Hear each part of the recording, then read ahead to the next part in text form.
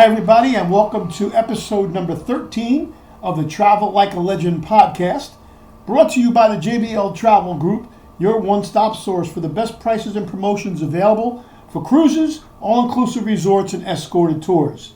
To find out more, go to our website at jbltravelgroup.net. I'm your host, Joe Leo, and today I want to talk about the 6 costliest cruise mistakes that people make. So whether you've sailed 100 times or this is going to be your first cruise, there's a lot of different decisions that need to be made when you're planning a cruise, and a lot of factors to consider while you're on board and before you get on board, so that you don't make the wrong call, because it'll cost you.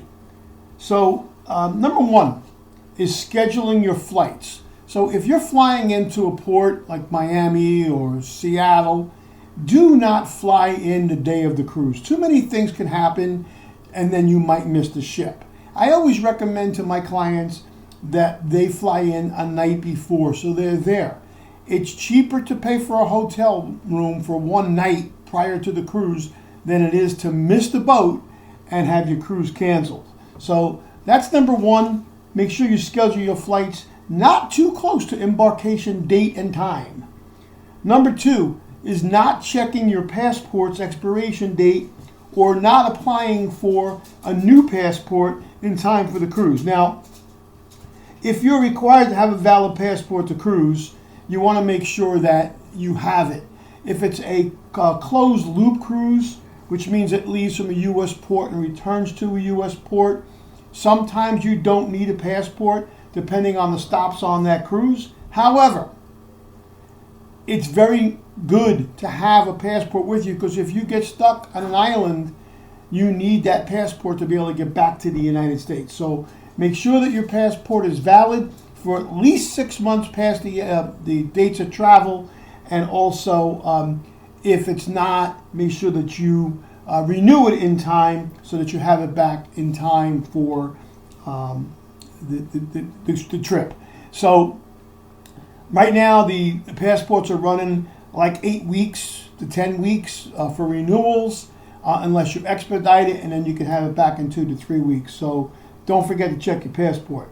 Number 3 is don't forget to purchase travel insurance, and don't take the wrong coverage.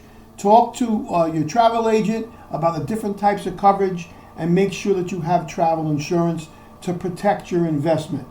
9 times out of 10, it covers you for cancellation, trip interruption, lost baggage, if you get sick on the ship, if you get sick in a port.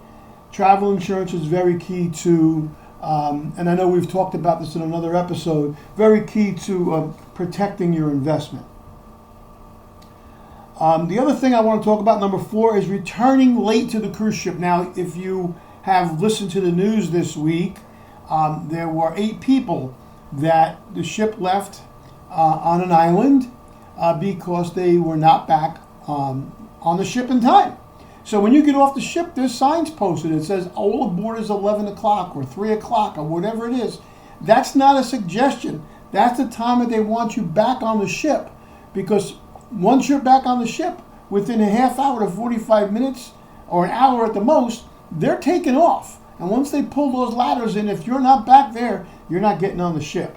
So if you're going to explore a destination, when you get there, go through the cruise lines excursions, or go through a reputable outside company that guarantees that you'll be back at the ship on time, so that you don't miss the ship. This is not the ship's problem. This is your problem, and it's your responsibility to make sure you're back on the ship. So what happened this past week, you can't blame the cruise lines. It was a guest problem. You know what time you have to be back on the ship. That's what time you need to be there. Okay, number 5. People forget about their cell phones. Now, when using your cell phone at sea can be very costly. So what you want to do is you want to put your phone on airplane mode when you're on the ship. And then if you have the Wi-Fi package, you can connect to the ship's Wi-Fi with your phone on airplane mode. When you get off the ship in a port and you take it off of airplane mode, 9 times out of 10, your cell phone carrier will send you a text message that says welcome to Bermuda or welcome to Mexico. This is what your cell phone plan includes. Now, I have T-Mobile. When I get to a foreign country, it tells me that I'm covered for text messages and for browsing, but their phone calls are 15 or 20 cents a minute. Some places like AT&T and Verizon require you to buy a international plan.